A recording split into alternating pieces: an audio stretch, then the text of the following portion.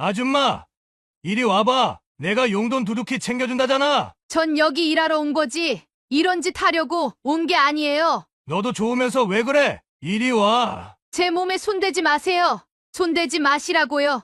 월급 받기 싫어. 넌 내가 시키는 대로만 하면 돼. 손대지 마시라고요. 자꾸 이러시면 진짜 경찰에 신고할 거예요. 요양보호사로 일하다 생각지도 못한 추행을 당하고 경찰에 신고까지 했던 이경미 씨였습니다. 그런 이경미 씨의 인생에 어느 날 예상지도 못한 반전이 일어나고 상상하지 못할 기적이 찾아왔다고 합니다. 과연 이경미 씨에게 어떤 반전과 기적이 일어난 걸까요? 정말 깜짝 놀랄 만한 반전과 기적이 기다리고 있으니 끝까지 들어주시면 감사하겠습니다. 그리고 사연 시작 전 먼저 눌러주시는 구독과 좋아요는 저에게 가장 큰 힘이 됩니다. 지금 바로 좋아요 한 번씩 부탁드리며 바로 사연 시작하겠습니다. 여러분, 안녕하세요. 제 이름은 이경미입니다. 저는 현재 요양보호사로 일하며 살아가고 있습니다. 도움이 필요한 사람들을 돌보는 일은 보람되지만 결코 쉽지 않습니다.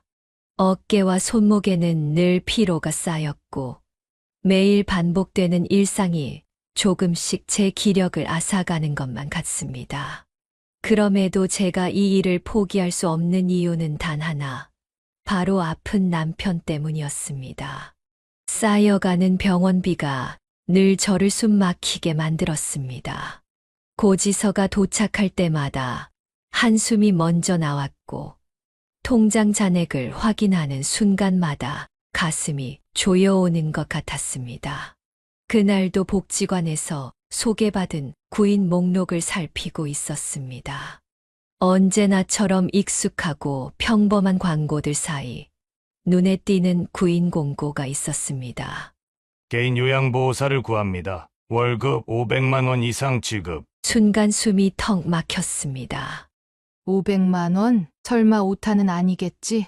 처음에는 잘못된 정보라고 여겼지만 광고 내용을 다시 읽어보니 그럴 가능성은 없어 보였습니다. 조건도 구체적이었습니다. 이게 정말 사실이라면 가슴이 뛰는 동시에 알 수 없는 두려움도 밀려오기 시작했어요. 그렇게 많은 월급을 주는 데는 분명 이유가 있을 텐데 의심이 가득했지만 남편의 얼굴이 머릿속에 떠오르면서 판단은 흐려졌습니다. 병원비를 지불할 걱정에 입술이 말라왔습니다. 이건 기회야. 놓칠 수 없어. 그렇게 저는 결심을 굳히고 지원서를 작성하기로 마음먹었습니다. 서류를 제출하고 몇 시간이 지나지 않아 전화가 걸려왔습니다. 지원해 주셔서 감사합니다. 내일 오전 10시에 면접 보실 수 있으신가요? 차분한 젊은 남성의 목소리가 들려왔습니다. 통화를 마친 후에도 한동안 전화기를 들고 고민했습니다. 도대체 어떤 집이길래 이런 조건을 내걸었을까? 다음 날 아침 불러준 주소대로 찾아간 곳은 상상 이상으로 거대한 대저택이었습니다. 거대한 대문과 깔끔하게 정리된 정원, 외벽을 감싼 담쟁이 덩굴은 마치 다른 세상 같았습니다. 문 앞에 서자 손이 떨리기 시작했습니다. 차마 문을 두드리지 못하고 잠시 숨을 고르며 주위를 둘러봤습니다. 심호흡을 한 번 크게 하고 문을 두드렸습니다. 잠시 후 문이 열렸고 깔끔한 정장을 입은 젊은 남성이 나왔습니다. 그는 자신을 도움이 필요한 사람의 아들이라고 소개하며 안으로 안내했습니다. 날아 들어간 집 안은 외관만큼이나 웅장했습니다. 고급 가구들과 비싼 그림들, 빛나는 샹들리에가 눈길을 끌었지만 집안 곳곳은 어딘가 쓸쓸하고 차가운 분위기를 풍기고 있었습니다. 그곳에 있는 내내 묘한 긴장감이 제 몸을 감쌌습니다. 저희 아버지께서 몇 년 전에 과로로 쓰러지셨습니다. 이후 허리 아래가 마비되어 거동이 불편하세요. 차분하지만 담담한 설명이 이어졌습니다. 사고 이후로 어머니와도 이혼하시고 지금은 혼자 계십니다. 하반신이 마비되는 사고, 그리고 어머니와의 이혼 이후로 워낙 성격이 예민해지셔서 가끔 욕설을 하시거나 물건을 던지시기도 해요. 제 머릿속은 수많은 생각으로 혼란스러워졌습니다. 그는 제 표정을 읽은 듯 부드러운 목소리로 덧붙였습니다. 그렇기 때문에 월급이 높은 겁니다. 사람들을 뽑으면 며칠 못 버티고 자꾸 도망을 가시던데 참고 일하시면 월급은 괜찮을 겁니다. 어려운 점이 많겠지만 잘 부탁드립니다. 만약 아버지가 너무 심하게 하신다면 언제든 제 휴대폰으로 연락해 주세요. 설명을 들을수록 점점 더 두려움이 커졌습니다. 내가 과연 이 일을 해낼 수 있을까? 얼마나 심하게 대했으면 사람들이 다 도망을 간 걸까? 겁이 났습니다. 그만두고 싶다는 생각이 들었습니다. 그러나 그 순간 남편의 얼굴이 떠올랐습니다. 병실에서 제게 미소를 지어 보이던 남편의 모습. 고통을 숨기며 애써 괜찮다고 말하던 남편의 말이 귓가에 맴돌았습니다. 그런 남편을 위해서라면 무엇이든 해야 했습니다. 그래도 월급을 500이나 주니까 어떻게든 버텨봐야겠어. 결심을 굳힌 저는 고개를 끄덕였습니다. 한번 해보겠습니다. 그렇게 저는 계약서에 서명했습니다. 문을 나설 때 대저택의 거대한 문이 제 뒤에서 닫히는 소리가 가슴속 깊이 울리는 듯 했습니다. 그 소리는 마치 앞으로 다가올 일을 예고하는 것만 같았습니다. 알 수 없는 불안감과 함께 저희 새로운 일상이 시작되는 것 같았습니다. 그날 밤 집으로 돌아와 계약서를 다시 펼쳐보며 한숨을 쉬었습니다. 내가 이걸 할 수 있을까? 정말 잘할 수 있을까? 잠자리에 들면서도 불안한 마음은 떠나지 않았습니다. 새로운 환경과 낯선 사람들 사이에서 어떤 일이 일어날지 모르겠다는 막연한 두려움. 그러나 내일을 준비하기 위해 스스로를 다독였습니다. 나는 할 수 있어. 꼭 해낼 거야. 우리 남편을 위해서라면 어떤 일이든 할 수 있어. 그렇게 결심하며 잠이 들었습니다. 대저택으로 출근한 첫날, 마음속에는 설렘과 불안이 뒤섞여 있었습니다.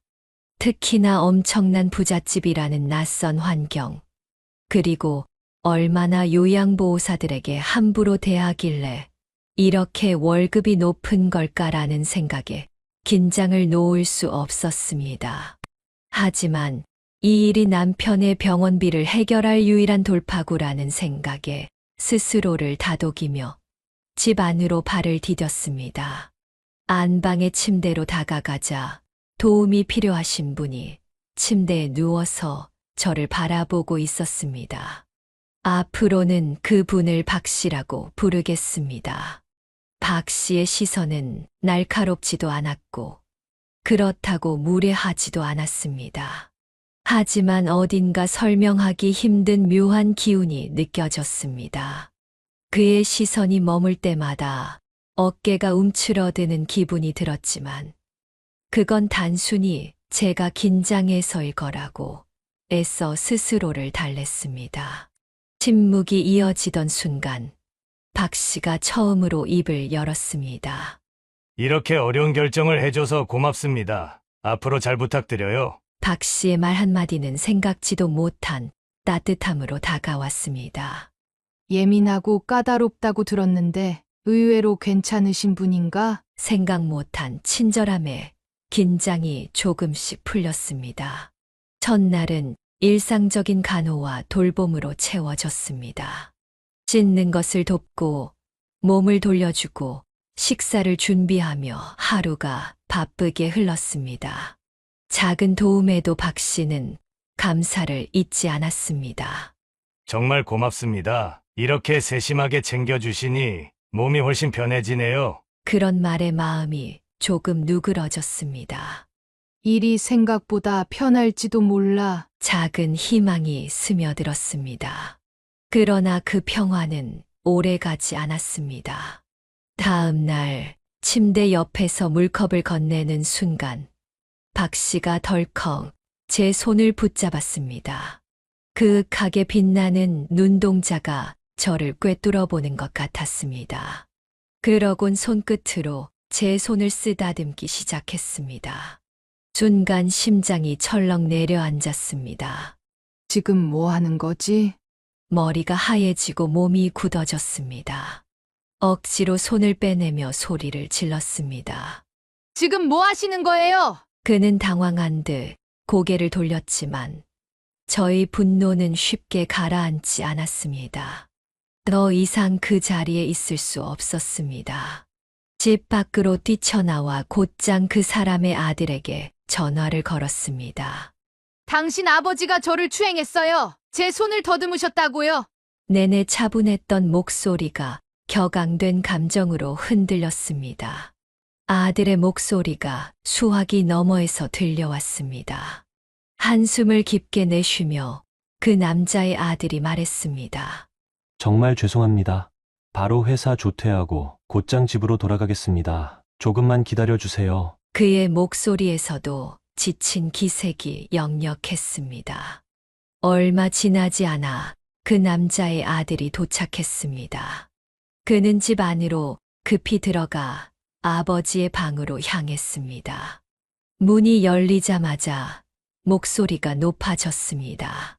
도대체 왜 그러셨어요, 아버지? 요양보호사분들 좀 괴롭히지 말라고 몇 번이나 말씀드렸잖아요. 방 안에서 들려오는 대화는 고통스럽고 불편했습니다. 박 씨는 침대 위에서 무겁게 숨을 몰아쉬며 변명했습니다. 오해다, 정말 오해야. 절대 그런 뜻이 아니었어. 아들은 더 이상 참지 못한 듯 소리쳤습니다. 오해라고요?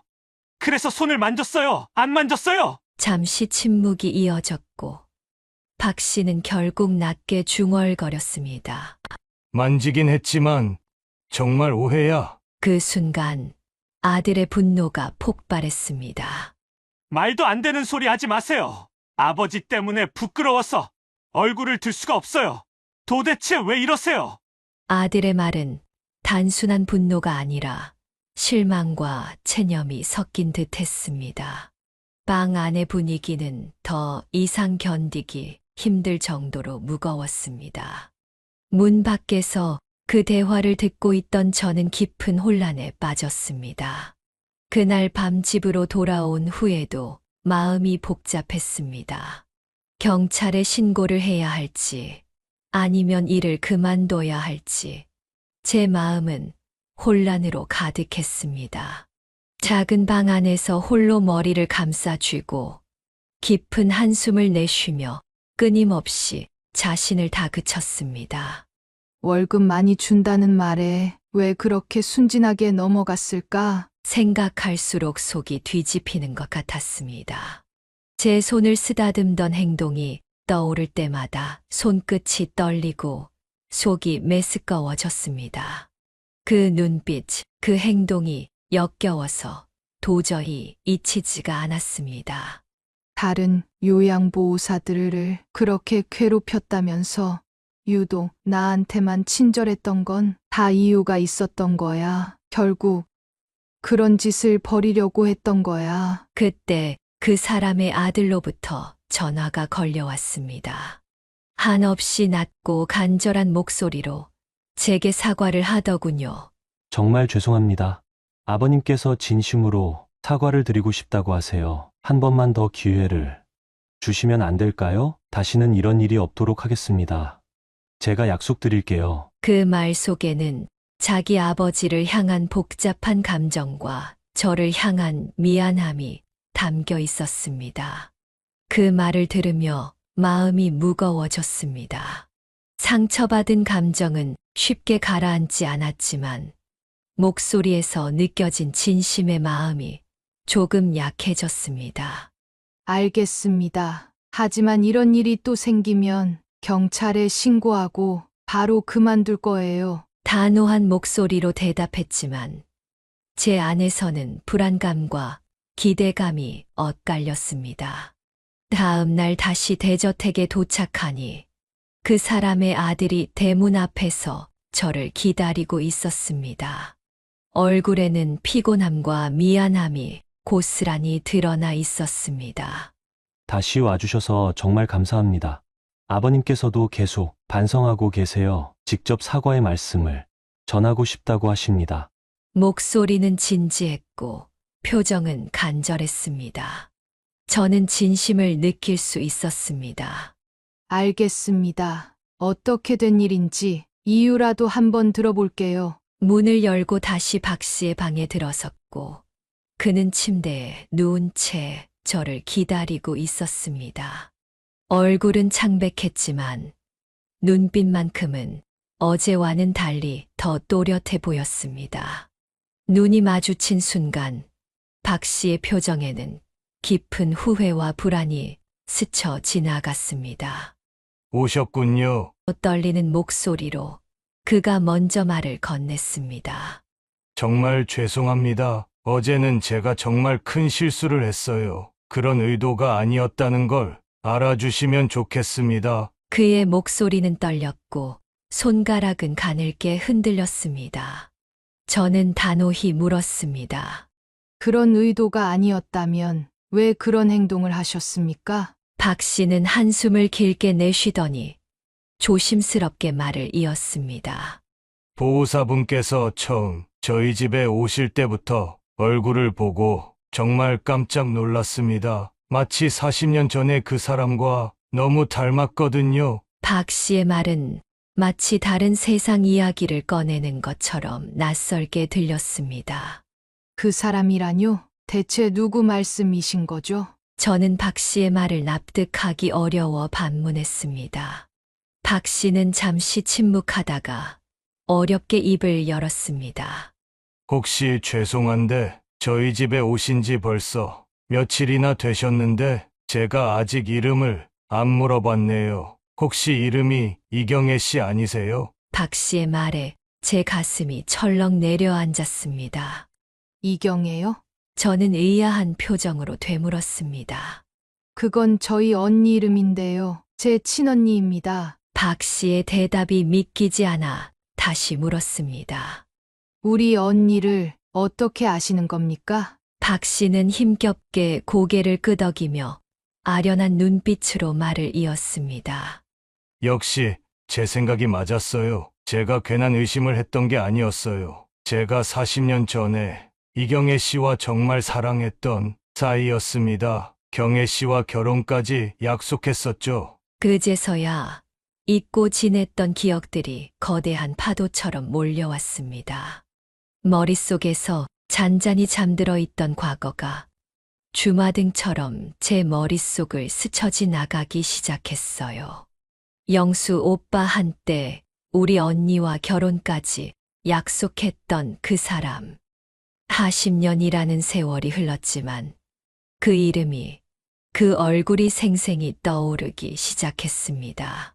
40년 만에 만난 그를 오빠라 부르려고 하니 왠지 민망하기도 하네요.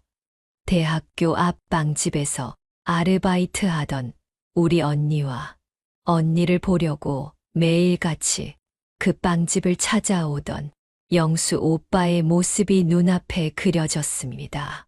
언니가 계산대에 서 있으면 가게 문을 열고 들어오는 영수 오빠는 늘 설레는 표정을 짓고 있었다고 합니다. 언니는 처음엔 영수 오빠를 부담스러워했습니다. 경미야, 매일 같이 찾아와서 나만 빤히 바라보다 돌아가는 사람이 있어. 너무 부담스러워. 그렇게 투덜대던 언니가 결국 영수 오빠의 끈질긴 구애에 마음을 열게 된 건 오랜 시간이 걸리지 않았습니다. 그리고 둘은 연애를 시작했죠. 처음부터 세상 모든 행복을 안고 있는 것처럼 보였던 그들이었어요. 언니는 저에게 수줍게 말했었죠. 경미야, 나 영수 씨랑 결혼할지도 몰라. 언니의 얼굴에는 그때까지 한 번도 보지 못한 행복이 가득했습니다.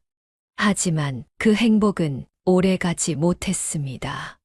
둘의 관계는 너무나 많은 벽에 부딪혔습니다. 가장 큰 문제는 영수 오빠네 부모님이었어요. 그들은 빵집에서 아르바이트하는 언니를 처음부터 마음에 들어 하지 않았습니다. 특히 언니가 인사를 드리러 갔던 날, 그곳에서 들었던 말들은 언니의 가슴에 깊은 상처를 남겼습니다. 부모님은 대체 무슨 일을 하시나요? 그렇게 작은 가게로 어떻게 가족을 부양하죠? 그렇게 좁은 집에서 가족들이 어떻게 다 살아요? 부모님께서 열심히 안 사신 거 아닌가요? 부모님을 들먹거리자 끝내 참지 못한 언니는 자리를 박차고 일어섰습니다. 더 이상 참을 수 없어요. 저 돌아갈게요. 영수 오빠는 다급히 언니를 쫓아와 사과했지만 언니의 상처는 쉽게 치유되지 않았습니다. 며칠 동안 언니는 방 안에서 나오지도 않았습니다. 언니의 고된 마음을 모를 리 없었던 영수 오빠는 매일 밤마다 우리 집 앞에서 아침까지 기다리다 돌아가기를 반복했습니다. 세 번째 밤이 되던 날, 결국 언니의 마음이 다시 움직였고, 그렇게 둘은 다시 연애를 이어갔습니다. 그리고 결혼 준비까지 하게 되었습니다. 하지만 그 시절의 결혼은 두 사람만의 문제가 아니었어요. 집안 대 집안의 일이었고, 부모님의 허락 없이는 결코 이루어질 수 없는 것이었습니다. 다들 잘 아시겠지만, 그땐 그런 시절이었습니다. 그럼에도 언니와 영수 오빠는 서로를 너무 사랑했기에 모든 반대를 무릅쓰고 결혼을 하려 했습니다. 그러나 그런 노력은 결국 더 큰 비극으로 돌아왔습니다. 영수 오빠의 부모님은 결혼을 저지하기 위해 수단과 방법을 가리지 않았습니다. 어느 날 우리 아버지의 가게에 영수 오빠 부모님의 지시를 받은 사람들이 찾아왔습니다. 그들은 매대를 엎고 진열장을 부수고 가게를 아수라장으로 만들어 놓고는 이런 말을 남겼습니다. 주제도 모르고 회장님과 사돈을 맺으려고 들어? 너희 딸이 한 번 더 우리 도련님 건드리면 그땐 알아서 해. 한 번 더 이런 일이 있으면 회장님께서 절대 너희를 용서하지 않을 거야. 그날 이후 모든 게 끝났습니다. 영수 오빠도 더 이상 우리 집에 찾아오지 않았습니다. 언니는 그 일이 있은 후 몇 년간 연애도 하지 못한 채 혼자 지냈습니다.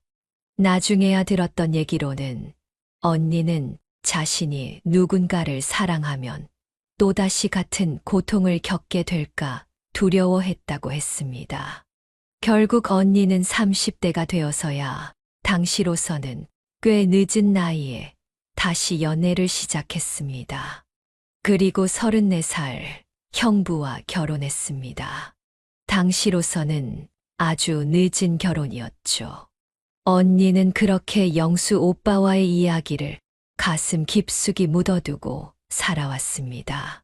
이 모든 기억이 영수 오빠의 얼굴을 마주한 순간 파노라마처럼 펼쳐졌습니다. 40년 전 우리 언니를 보러 집에 찾아오던 그 남자가 이렇게 다시 내 앞에 나타나다니 깜짝 놀라지 않을 수 없었습니다. 영수 오빠는 눈에 물기를 머금고 고개를 끄덕였습니다. 맞습니다. 나 박영수입니다. 경미 맞죠? 경혜 씨 동생. 경미. 순간 제 머릿속은 뒤죽박죽이 되었습니다. 언니가 그렇게 사랑했지만 결국 헤어질 수밖에 없었던 그 사람. 그가 지금 하반신 마비에 걸려 제 앞에 누워 있다는 사실이 믿기지 않았습니다. 오빠네 부모님이 사람들을 시켜서 우리 부모님 가게를 엉망진창으로 만든 것도 기억하세요? 40년이 지났지만 전 절대 그날을 잊지 못해요. 저는 억눌린 분노와 궁금증을 담아 물었습니다. 영수 오빠의 얼굴은 점점 더 어두워졌습니다. 그는 한숨을 내쉬며 고개를 떨구었습니다. 그때 제 부모님이 큰 잘못을 저질렀습니다. 그 일로 경혜 씨 가족에게 큰 상처를 줬다는 것도 알고 있어요. 저는 더 이상 참을 수 없었습니다. 알면서도 가만히 계셨단 말입니까? 제 목소리는 차가워졌고 영수 오빠는 그 말을 견디기 힘들어 보였습니다. 그때 언니가 얼마나 힘들어 했는지 알아요? 그는 마치 죄인처럼 침대 위에서 몸을 웅크리고 말을 이었습니다. 정말 미안해요. 하지만 그때 나는 어렸고 부모님의 뜻을 거스를 수 없었어요. 부모님께서 나를 방에 가두고 다시는 경혜 씨를 만나지 않겠다는 각서를 쓰게 만들었거든요. 영수 오빠의 이야기를 듣고 나니 혼란스러워지기 시작했습니다.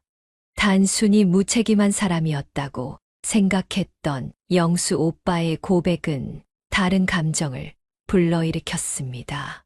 경혜 씨는 지금 잘 지내고 있나요? 저는 잠시 망설이다가 대답했습니다.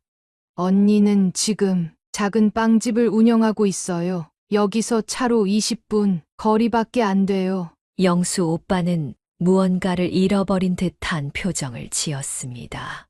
경미야, 제발 부탁이야. 너희 언니에게 내가 한 번이라도 다시 만나고 싶다고 전해줄 수 있을까? 정말 꼭 좀 부탁한다. 목소리는 떨렸고 진심이 담겨 있었습니다.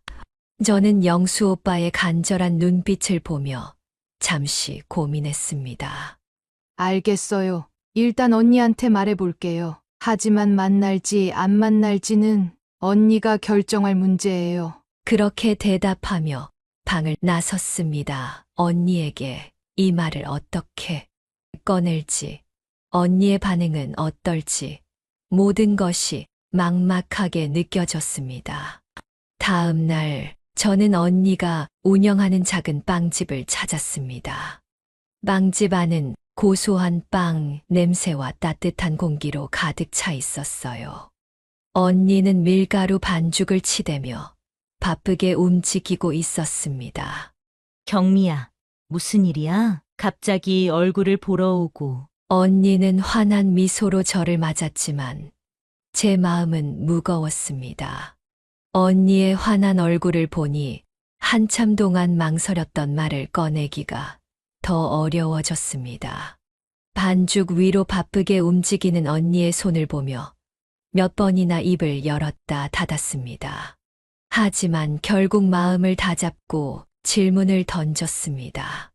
언니, 혹시 40년 전에 박영수 씨라고 기억해? 그 순간 언니의 손이 멈췄습니다.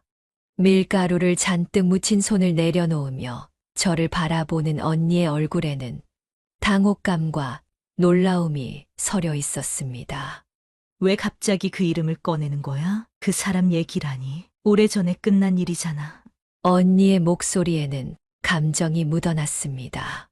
그 이름을 꺼내는 것만으로도 언니에게 얼마나 큰 무게로 다가왔을지 알 수 있었습니다. 저는 언니를 바라보며 머뭇거렸지만 다시 마음을 다잡았습니다.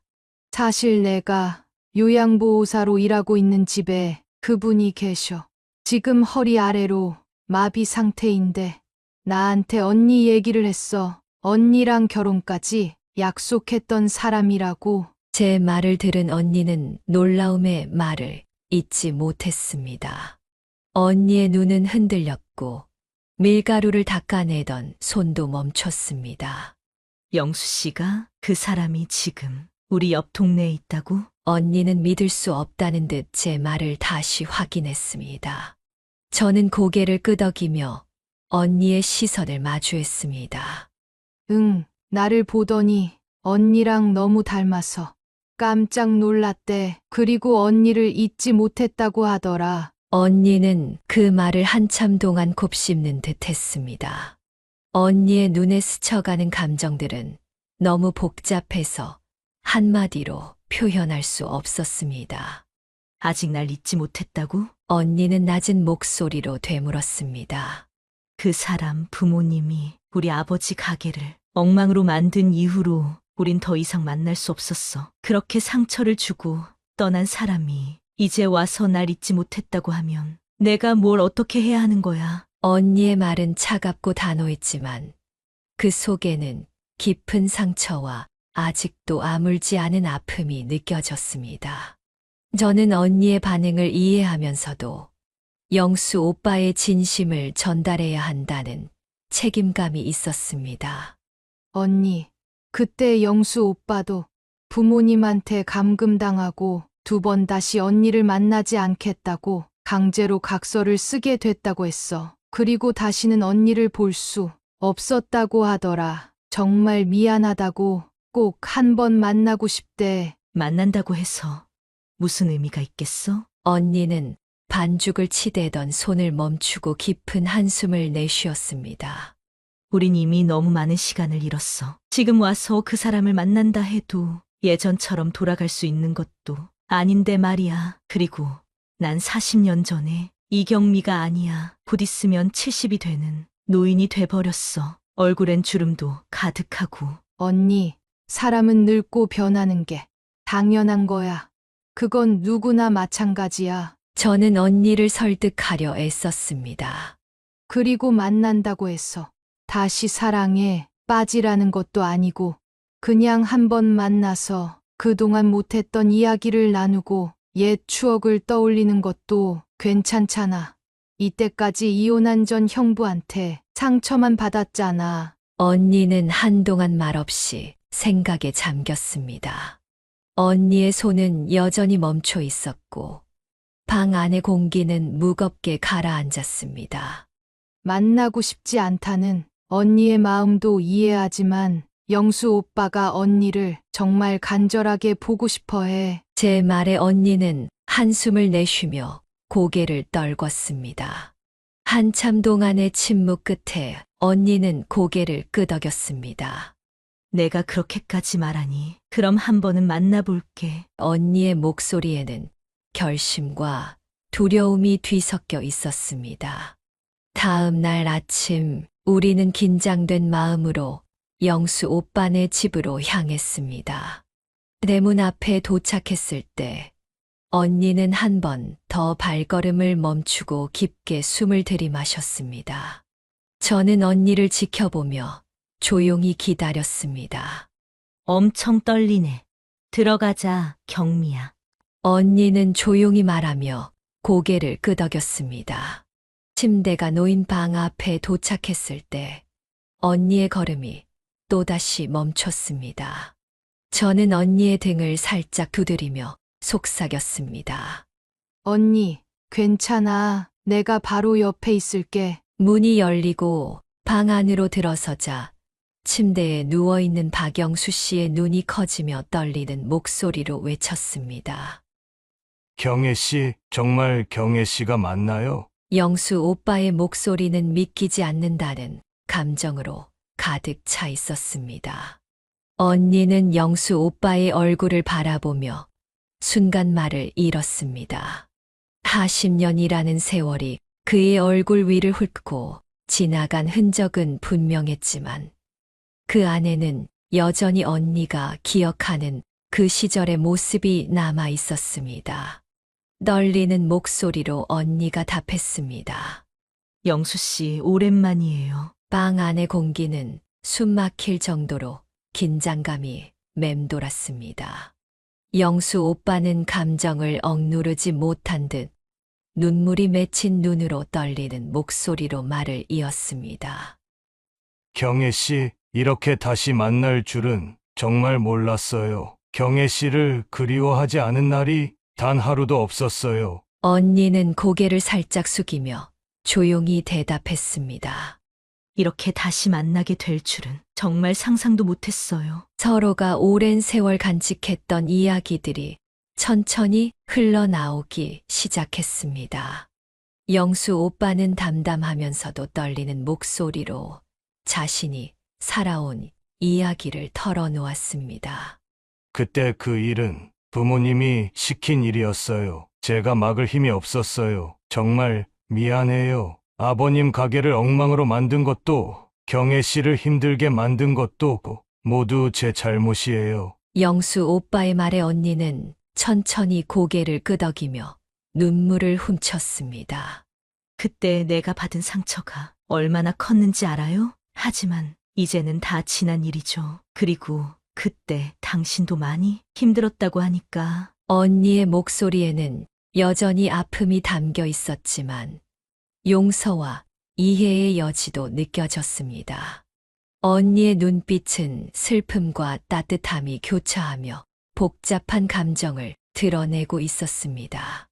제가 이런 말을 할 자격이 없다는 걸 알아요. 영수 오빠는 간절한 눈빛으로 말을 이었습니다.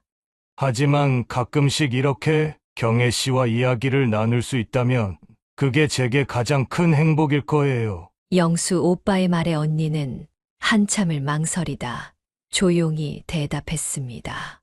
지금은 바로 대답할 수 없어요. 저한테도 시간이 필요해요. 언니의 목소리는 여전히 떨렸지만 작은 희망의 빛도 담겨 있었습니다. 그날 저녁 집으로 돌아오는 길에 언니는 무겁게 한숨을 쉬며 조용히 말했습니다. 경미야, 정말 복잡한 기분이야. 지난 일을 용서하고 친구처럼 다시 지내고 싶기도 하고 또 다시는 보고 싶지 않기도 해. 이 만남을 어떻게 받아들여야 할지 잘 모르겠어. 그날 밤 저는 언니가 조금이라도 마음의 짐을 덜어냈기를 바라며 잠자리에 들었습니다. 그리고 그로부터 며칠 후 영수 오빠로부터 다시 한번 부탁을 받게 됐습니다. 목소리에는 간절함이 가득 차 있었어요. 경혜야, 욕심 부리는 건 알지만 한 번 더 너희 언니를 만날 수 있을까? 아직도 하고 싶은 말이 정말 많아. 영수 오빠의 진심이 담긴 목소리를 듣는 순간 저는 그 부탁을 차마 거절할 수 없었어요. 저는 그날 밤 언니에게 전화를 걸어 영수 오빠가 다시 한 번 더 언니를 만나고 싶어 한다고 전했고, 언니도 첫 만남과는 달리 이번엔 생각보다 금방 알겠다는 의사를 전했어요. 그렇게 두 번째 만남이 이루어졌습니다. 첫 만남보다 차분했지만 여전히 감정이 뒤엉킨 긴장감이 방 안을 가득 채웠습니다. 영수 오빠는 침대 위에 누운 채 언니를 보며 깊게 숨을 들이마셨습니다. 경혜 씨, 다시 와줘서 고마워요. 정말 고마워요. 언니는 천천히 의자에 앉으며 말을 꺼냈습니다. 영수 씨, 이렇게까지 날 찾는 이유가 뭔가요? 우리 둘 다 60이 훌쩍 넘었고 너무 늦었다고요. 언니의 목소리에는 아픔과 회의감이 섞여 있었습니다. 언니의 말을 들은 영수 오빠는 잠시 고개를 숙인 채 말없이 있다가 한숨을 내쉬며 입을 열었습니다. 늦었다고 제가 생각했으면 이렇게 애쓰지도 않았을 거예요. 40년 전에는 연인이었지만 지금은 그냥 친구처럼 이야기라도 나눌 수 있는 사이가 됐으면 좋겠다는 게 제 바람이에요. 영수 오빠의 목소리는 진심으로 떨리고 있었습니다. 그러곤 자신의 현재 상태와 재활을 시작하려는 결심에 대해 털어놓기 시작했습니다. 하지 마비가 온 이후 제 삶은 모든 것이 달라졌어요. 다시 걸을 수 없다는 것이 얼마나 절망적인 일인지 말로 다 표현할 수 없어요. 하지만 그런 제 인생에 당신을 다시 만난 게 제게는 기적처럼 느껴져요. 언니는 영수 오빠의 이야기를 들으며 그의 고통을 고스란히 느낄 수 있었습니다. 영수 오빠의 떨리는 목소리와 차오르는 눈물을 보며 사고 이후로 지금까지 얼마나 힘든 시간을 견뎌왔는지 알게 되었습니다. 언니는 영수 오빠의 말을 조용히 들은 귀 부드럽게 답했습니다. 그럼 지금부터는 그냥 친구처럼 지내봐요. 언니의 말에 영수 오빠는 가슴에 손을 얹으며 고개를 숙였습니다. 고마워요. 정말 고마워요. 그의 말은 마치 울음이 터지기 직전의 목소리처럼 들렸습니다. 그날 이후 언니는 영수 오빠를 조금씩 더 자주 찾아가기 시작했습니다. 저도 요양보호사로서 영수 오빠를 간호했기 때문에 셋이서 함께하는 일상이 시작된 거죠. 두 사람은 더 이상 과거에만 얽매이지 않았고 현재를 함께 만들어가기 시작했습니다. 언니는 영수 오빠의 곁에서 시간을 보내며 작은 일상을 공유했습니다. 언니는 영수 오빠의 이야기를 들어주고 따뜻한 차를 함께 마시며 영수 오빠를 응원했습니다. 그러던 어느 날, 영수 오빠가 드디어 재활치료를 시작하기로 결심했습니다. 그리고 의사를 만난 자리에서 단호하게 말했습니다. 아무리 힘들어도 해보겠습니다. 언젠가 걸어서 경혜 씨와 남은 인생을 함께 하고 싶습니다. 하지만 의사는 영수 오빠의 상태를 보며 머뭇거리며 말했습니다. 솔직히 말씀드리면 회복 가능성은 거의 없습니다. 하지만 선생님께서 포기하지 않겠다고 하신다면 저도 최선을 다해 도와드리겠습니다. 재활치료는 고통스러웠습니다. 매일 반복되는 운동과 근육 자극은 영수 오빠의 몸과 마음을 녹초로 만들었습니다. 하지만 영수 오빠는 한 번도 포기하지 않았습니다. 옆에서 손을 꼭 잡아주며 영수 씨, 오늘도 잘했어요. 한 걸음씩 가면 돼요. 라고 말하는 언니의 격려는 영수 오빠에게 가장 큰 힘이었습니다. 그리고 시간이 지나며 작은 변화가 찾아왔습니다. 발끝에 아주 약간의 감각이 돌아온 것입니다. 이 작은 진전은 그에게 더 큰 희망을 심어 주었습니다. 경혜 씨, 나 정말 걸을 수 있을까요? 영수 오빠가 떨리는 목소리로 물었을 때 언니는 단호하게 대답했습니다. 그럼요, 영수 씨는 해낼 거예요. 내가 믿어요. 그날 밤, 언니는 저에게 전화를 걸어왔습니다. 언니의 목소리는 평소보다 따뜻하고 차분했습니다. 경미야, 나도 희망이 생긴 것 같아. 그 사람과 함께하는 시간이 나쁘지 않아. 나도 조금씩 변하고 있는 것 같아. 언니의 변화는 새로운 희망의 출발점이었습니다.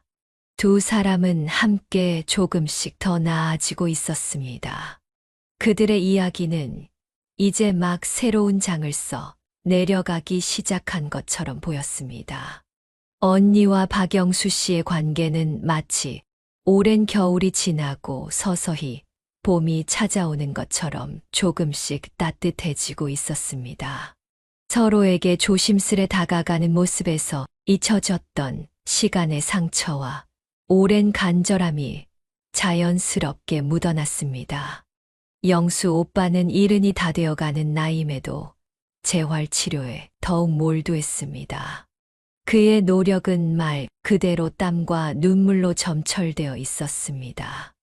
의사와 치료사들은 영수 오빠의 의지를 보며 놀라움을 감추지 못했습니다.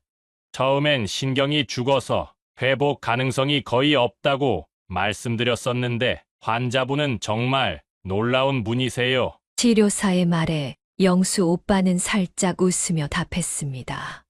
예외적인 결과를 만들어 봐야죠. 제가 원하는 걸 이루기 위해선 다른 방법이 없으니까요. 영수 오빠가 원한 것은 단순히 다시 걷는 것이 아니었습니다. 언니와 함께 걸을 수 있는 날을 꿈꾸며 모든 고통을 이겨내고 있었던 것입니다. 언니는 영수 오빠의 곁에서 늘 함께 했습니다.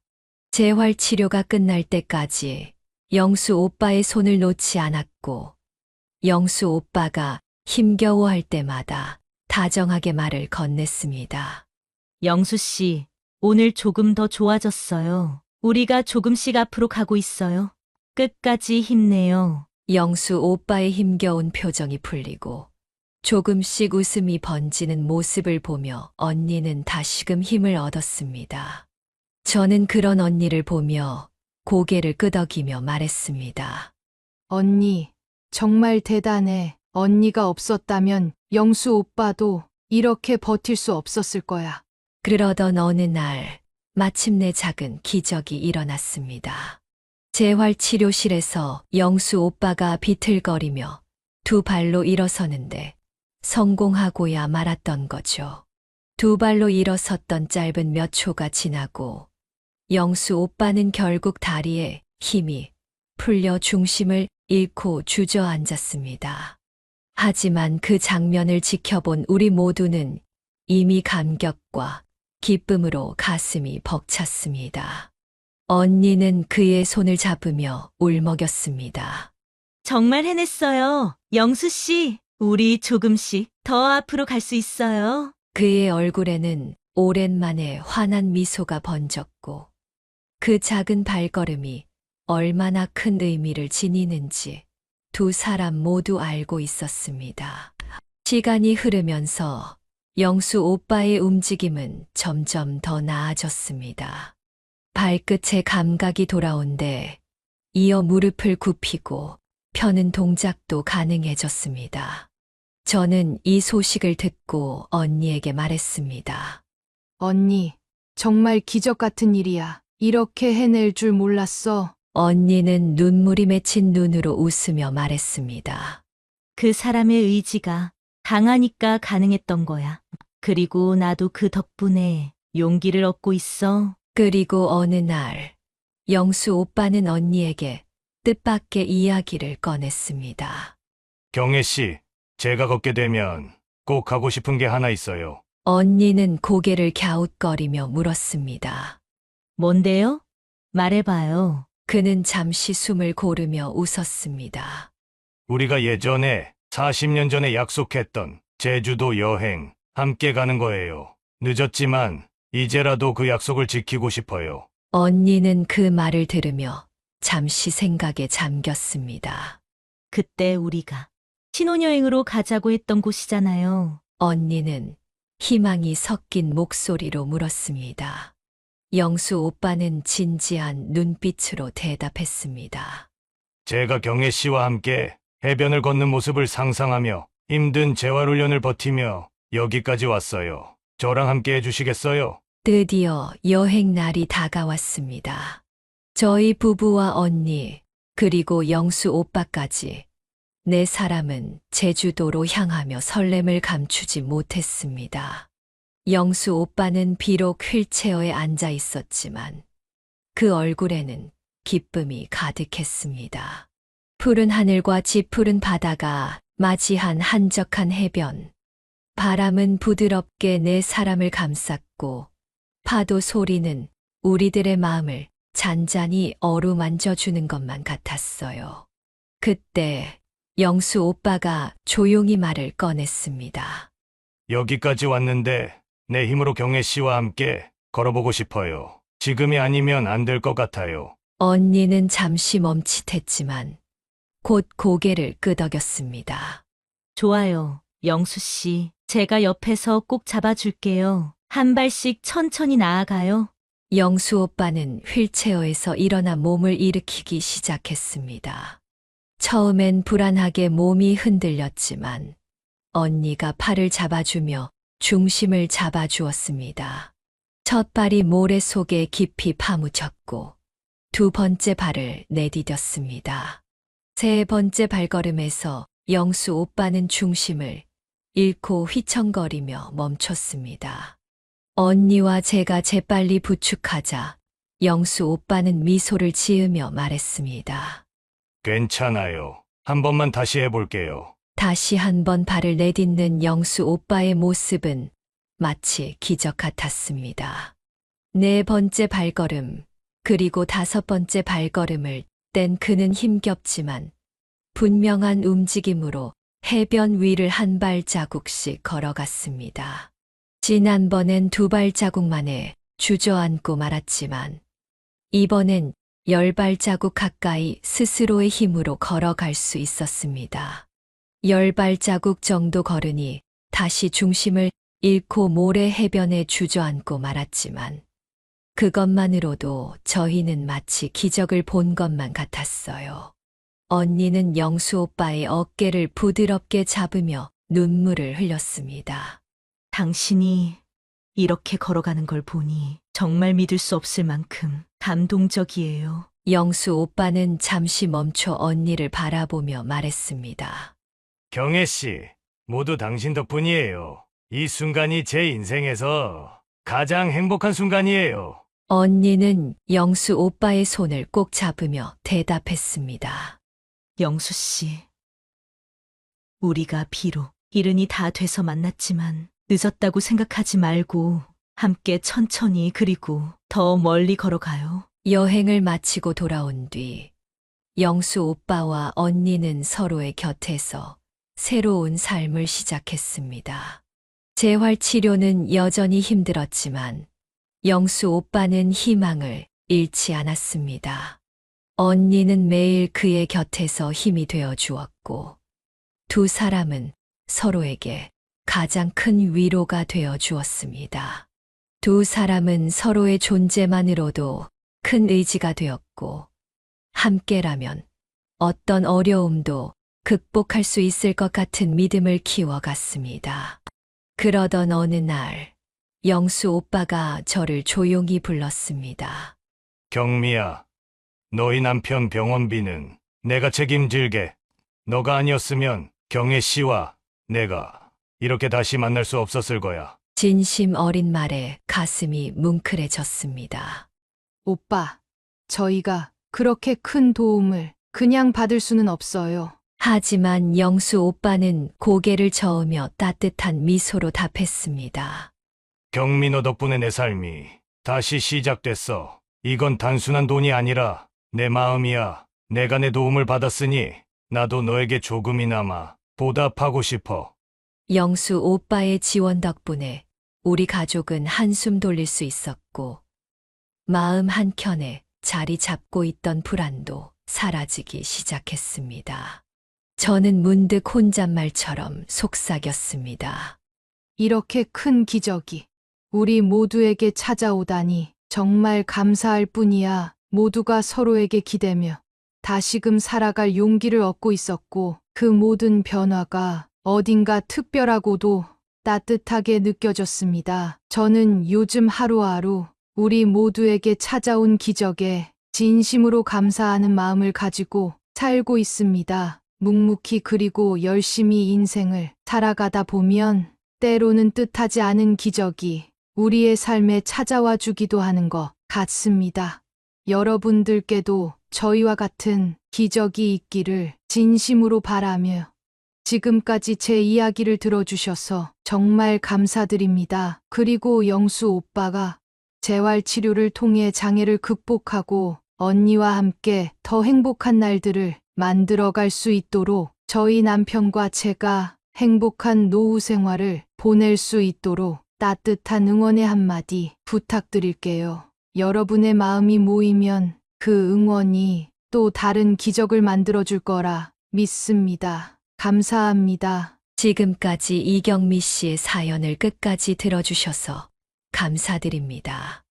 이경미 씨 부부가 행복한 노후를 보내기를 희망하시는 분들이나 언니와 영수 씨가 늦은 나이에도 불구하고 부부가 돼서 행복한 미래를 보내길 희망하시는 분들이 계시다면 댓글로 응원의 한마디 부탁드립니다. 혹시 아직 구독과 좋아요 안 눌러주신 분들이 있으시다면 꼭 한 번씩 부탁드립니다. 그럼 저는 더 재밌고 흥미진진한 영상으로 다시 여러분들을 찾아뵙겠습니다. 감사합니다.